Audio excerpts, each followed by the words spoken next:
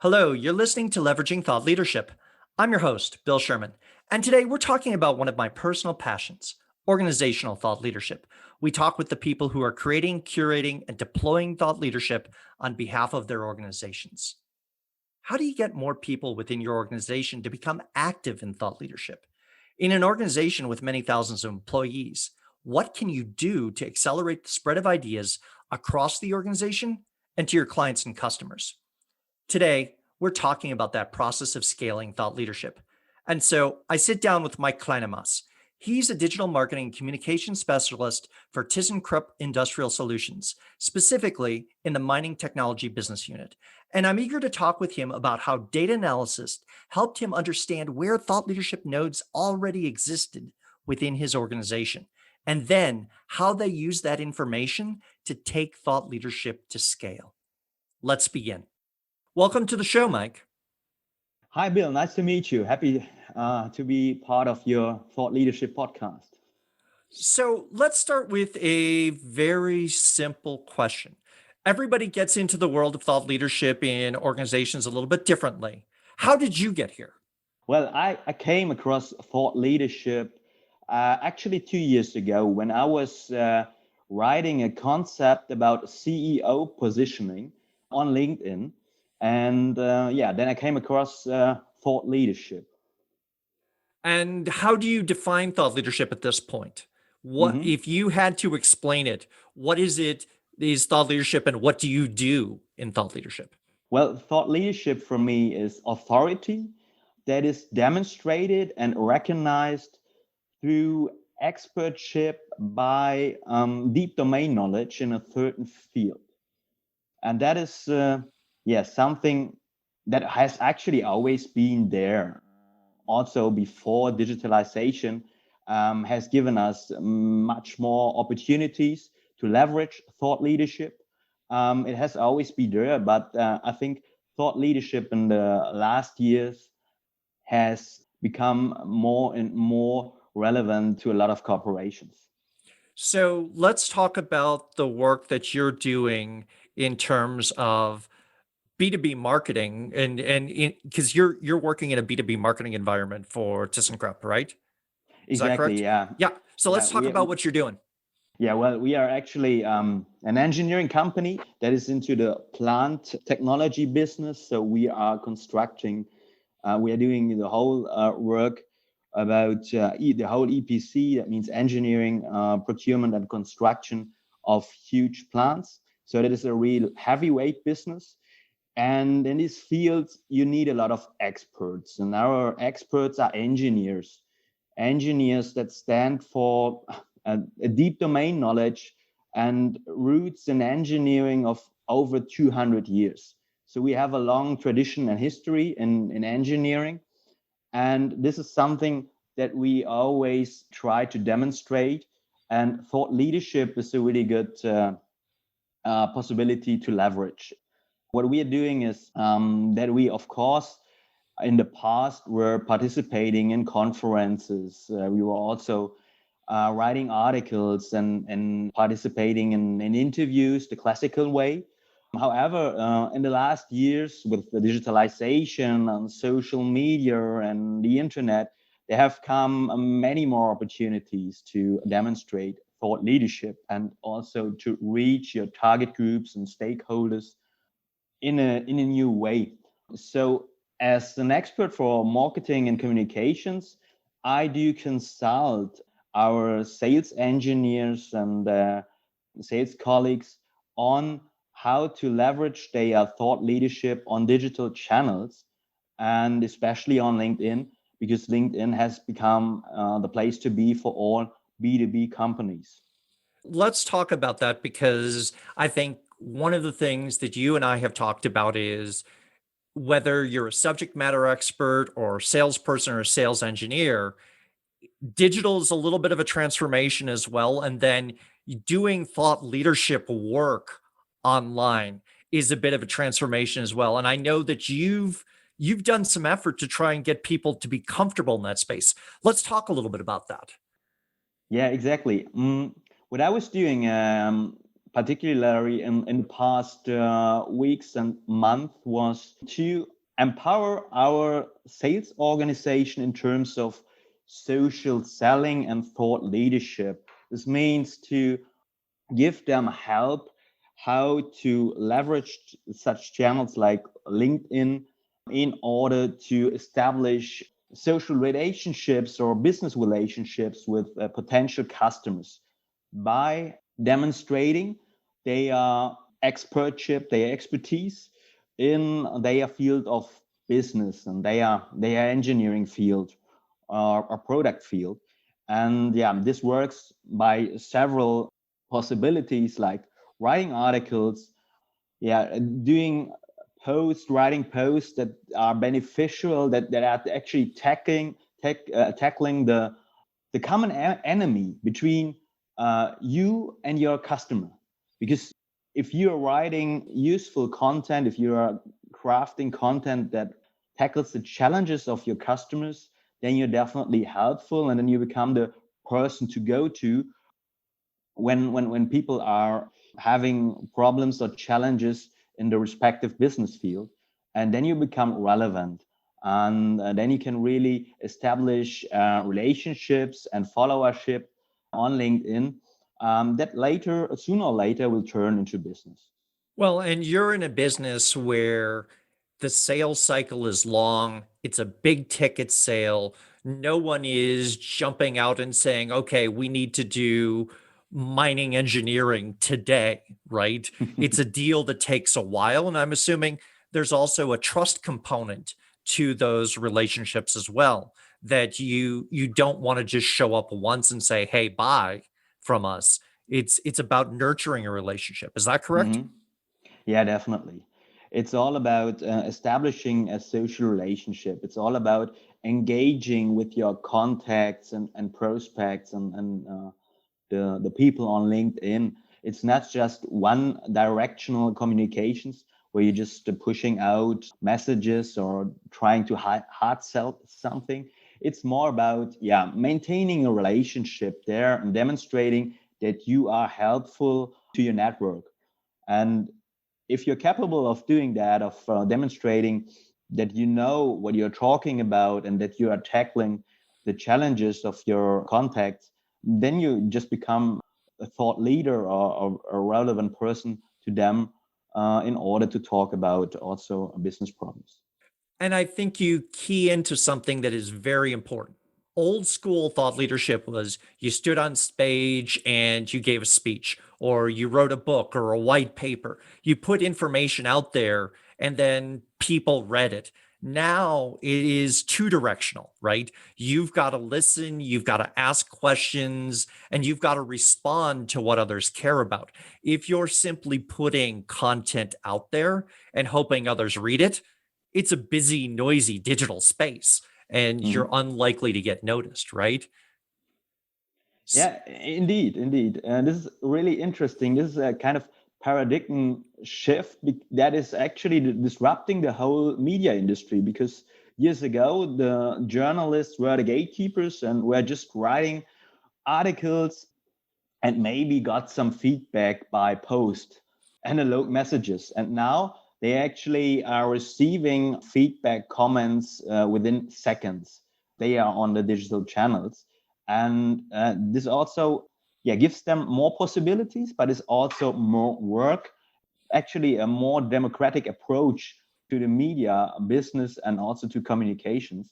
And this is really interesting because as a thought leader, you need to be you need to engage with your followership and be reachable also for potential questions and comments.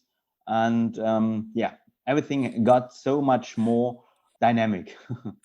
You've gone through with ThyssenKrupp a bit of a transformation and helping people, because learning these new digital skills isn't something that happens overnight. Let's talk about that journey and some of the work that you've been doing, because there's some stories that you've shared with me that I think are really applicable for others who are trying to guide either a sales force or sales engineering team. How have you been helping people through this digital transformation? What have you been doing?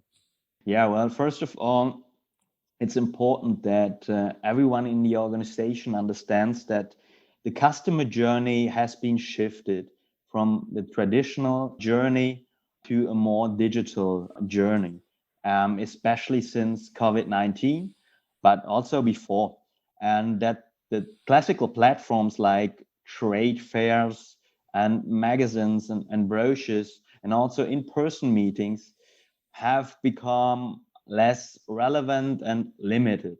So it is important to understand that the touch points have become much more digital, even in B2B, and that it is important to be there. And it is a journey that has, in especially in B2B, has more than one touch point. It's not like, okay, people are Googling something and then they are buying something. It's like, okay, they see an advert on LinkedIn and they click on it and see, okay, ThyssenKrupp is doing this and that. And then they get another impulse, and then they are fading away. They interest is fading away, and then a week after they remember, okay, ThyssenKrupp was doing something interesting, like they have something about decarbonization in mining, some kind of solution there, and let's Google on it again. And then they reach a landing page, maybe then reading through it, and but then they are fading away because they have some other things to do, and then maybe they go into YouTube or to research again, and in the end they got in touch because they are convinced that maybe ThyssenKrupp might help them to solve this problem. So it's a multi-touch journey, and yeah, people had to face this new reality by a lot of examples and proof points and cases that I did, researches that I did, and I also built pilots where I showed how Let's talk about customers. that. Yeah, let's Mhm, talk about that pilot. exactly. Yeah. Well, for example, we crafted a microsite for a certain product where we did also LinkedIn advertising for. And on the one hand side, we received really interesting insights from the companies that clicked on the advertisement, that engaged with our advertisements. And then also we saw how they got to our landing page and what they did there. We also introduced a heat map on the microsite to see, okay, people from which country are doing what, for example. And then we saw like, okay, people from Asia Pacific are directly clicking on contact, for example, whether the people from the United States are researching more the content or doing this and that. And then we saw like, okay, and we also recognize, okay, people from this country do show an interest in this product or this application in particular. And then we took this information for our business development department, because we recognized, okay, there might be a market for this product or this application in this country. And this is really interesting because we use these insights that we gained from digital marketing for our business development, for example. And if you can use this data, you can also address your target audience with messages that address problems in certain countries, or to advertise or promote products. This is a really interesting thing because, for example, we advertised on LinkedIn boilers in India, because in India there was a lot of smog in the air because farmers burned down, for example, a certain crop, and we had a biomass boiler that could use these material without burning them on the field. And then we did advertisements with smog in the air and addressed this problem. And then we saw, okay, this is obviously receiving a lot of attention in Brazil. And maybe let's try to market this in Brazil, because there seems to be a need for this problem as well. And yeah, so this is a really interesting thing, how you can generate data and use it for marketing on B2B challenges, for example. If you are enjoying this episode of Leveraging Thought Leadership, please make sure to subscribe. If you'd like to help spread the word about the podcast, please leave a 5-star review and share it with your friends.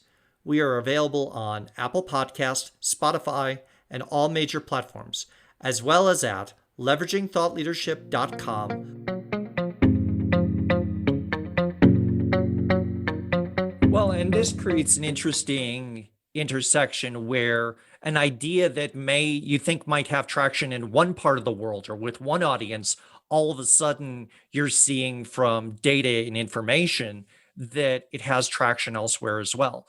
And I think one of the things that you're pointing to is that connection of when you have the idea, you have marketing, and you have sales working together, then you've got the capacity to spot opportunity much more Mm-hmm. quickly and much more effectively. And you have to break down those barriers within the organization. You were talking previously about finding champions within the organization that are doing thought Mm-hmm. leadership and celebrating and sort of helping others see how this works. Can you tell a little bit of that story? Because I think that's an important way that you found some success.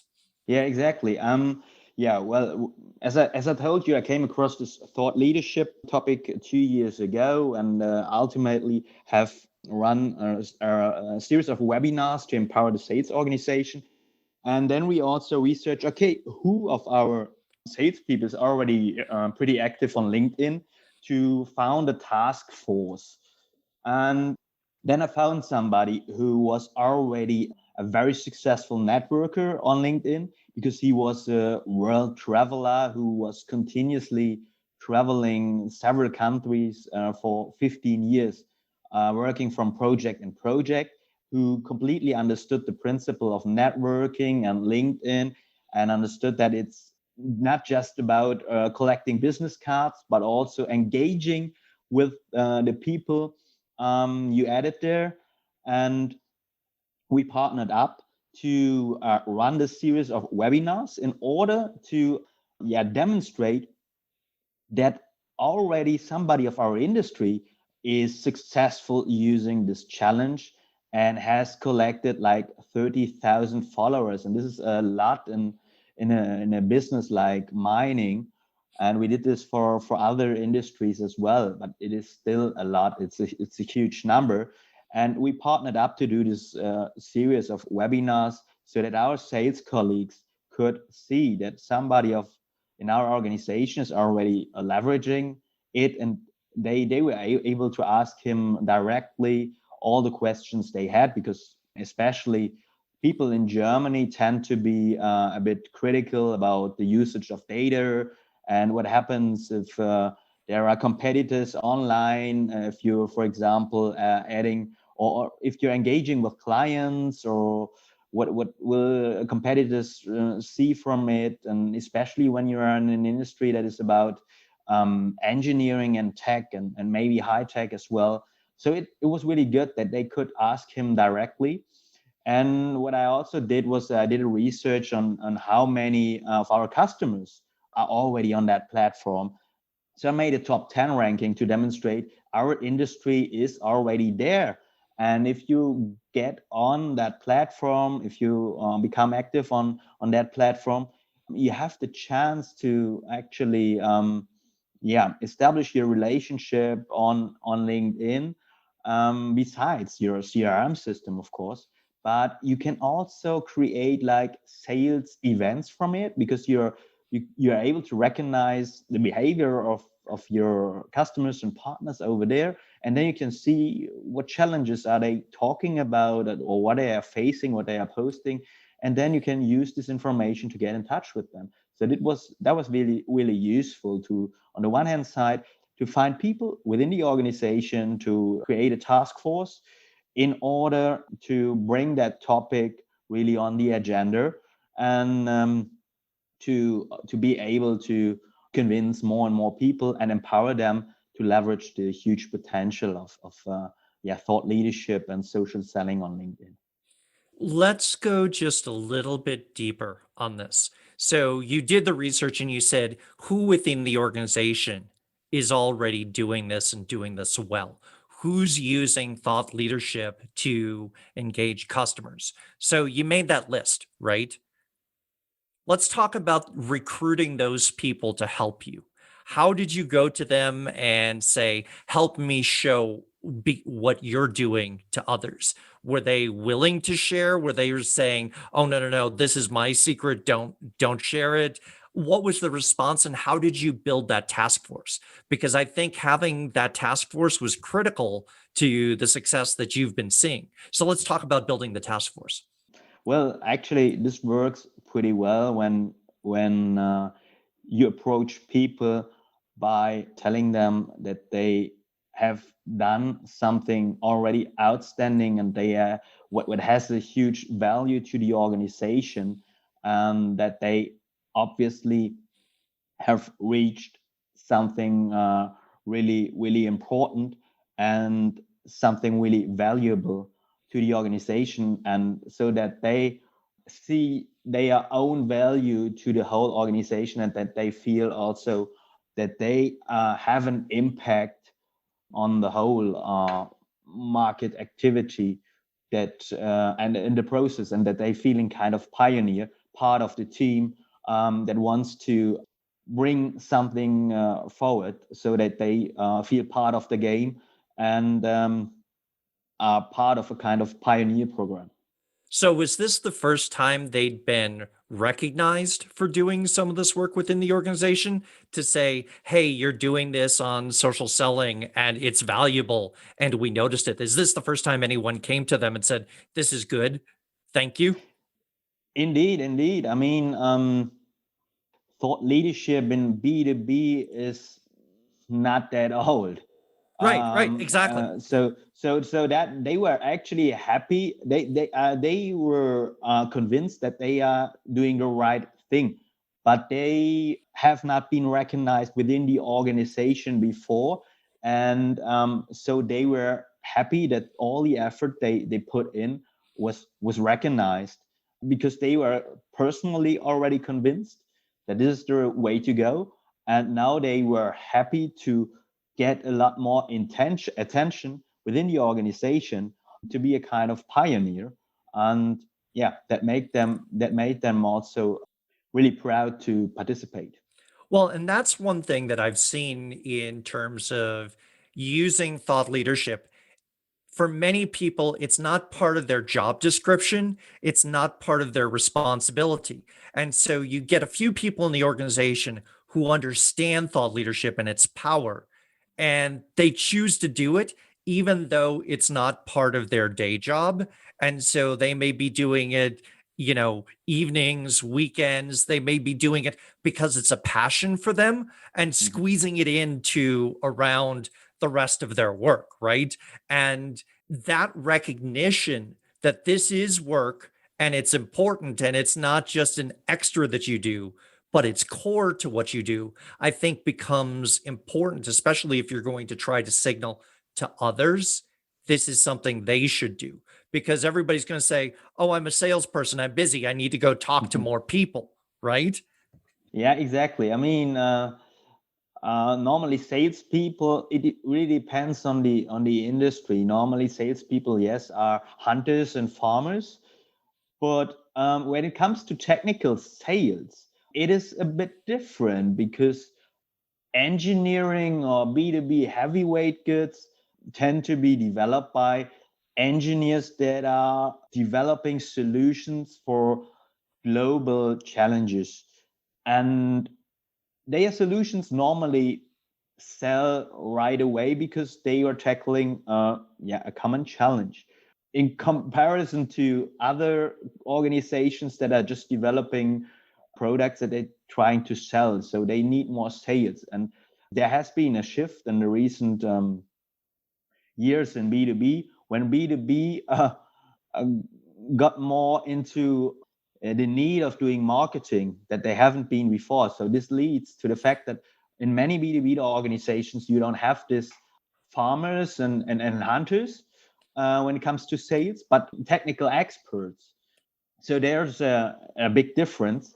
And you still have some original sales hunters, and who are passionate about finding new ways to fill their sales pipeline. But it's not that all the salespeople were natural born hunters. So it is really good that if you find those people that help you to leverage that potential and to bring on the change to the organization. Well, and I think you make an excellent point when you said you looked within your organization, you said, wow, we've got someone with 30,000 followers, which in our industry is amazing. How do we replicate some of that and get more of our people, right? There are Hmm. probably within most organizations someone who's already doing this that has the expertise. But if you have 10, 20, 100,000 employees, do you know who that person is? And are you holding them up as a role model to be celebrated, right? And that's, I think, one of the discoveries that you did is you said, we have people already here that are doing it.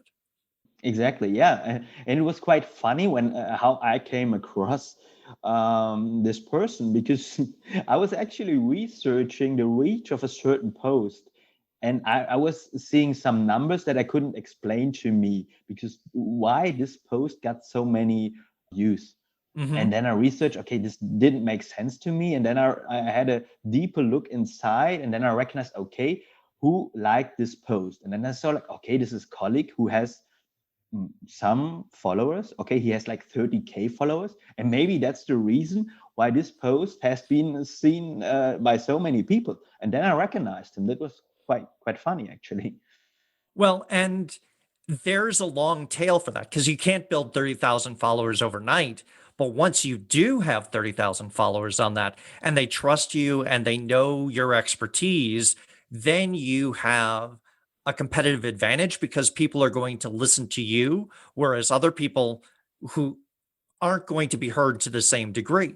And so I like how you found that answer by looking at the data and saying, I can't explain what's going on. Why is this one post all of a sudden getting so much attention? That's the power of someone who's invested in thought leadership over time, right?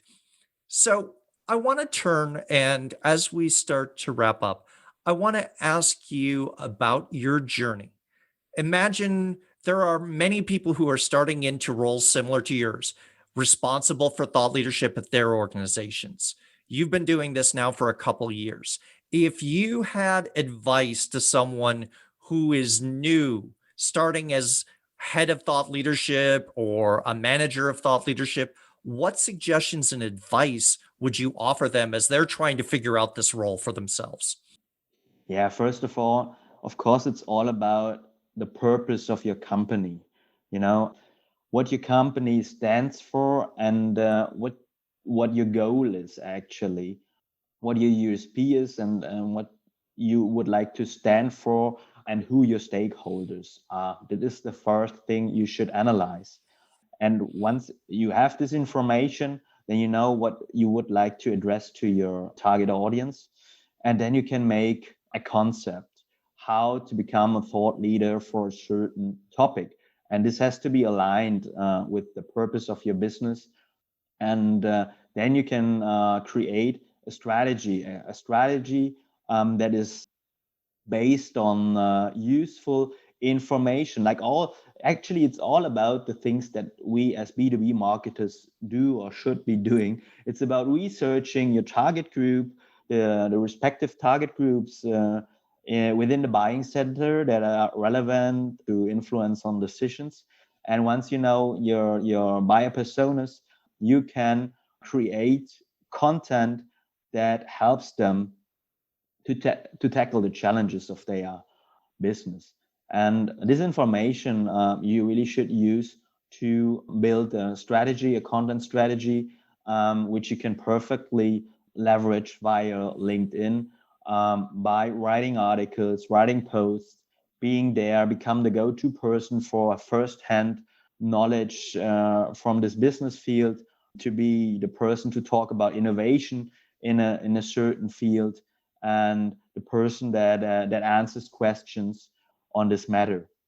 Well, and you've said it a couple times, but I want to call it out. Be that person who responds to questions and engages Hmm. rather than is just pushing content out there.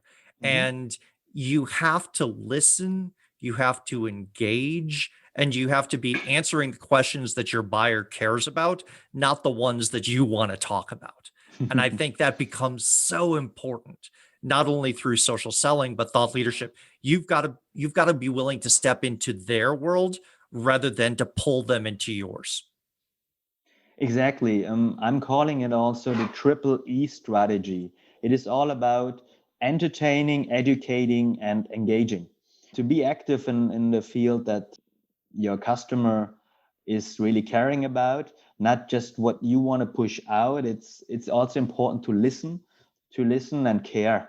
And sharing is caring, sharing the right information that helps adding value to your network, that helps making your network happy, your customers, and then you become the go-to person for certain topics. And then you become a thought leader, and then this will make you more successful in your business. Mike, I want to thank you for joining us today and talking about how you're using thought leadership within ThyssenKrupp to really reshift the way people are thinking about engaging with clients and customers. I think you provided some great examples. Thank you for joining us. Thanks for having me, Bill. It was a pleasure. Thank you very much. If you've enjoyed this episode, please join our LinkedIn group, Organizational Thought Leadership. It's a professional community where thought leadership practitioners talk shop about our field. So if you're someone who creates, curates, or deploys thought leadership for your organization, then please join the conversation in the Organizational Thought Leadership LinkedIn